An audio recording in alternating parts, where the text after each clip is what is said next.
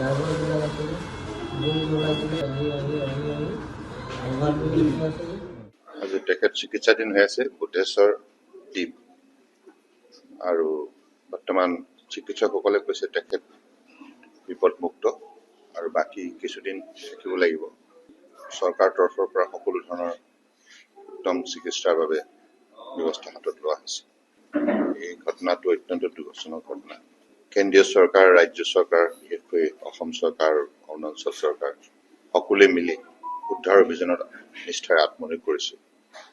আৰু এতিয়ালৈকে 6টামান মৃতদেহ উদ্ধাৰ কৰা হৈছে। বাকীখিনিও উদ্ধাৰ কৰাৰ বাবে যিখিনি আমাৰ সংস্থা আছে, বিশেষকৈ এজেঞ্চি আছে, NDRFৰ পৰা আৰম্ভ কৰি ইণ্ডিয়ান আৰ্মি আৰু আসাম পুলিচ, অৰুণাচল পুলিচ সকলোৱে মিলি এই কামত আত্মনিয়োগ কৰি আছে নিৰন্তৰভাৱে।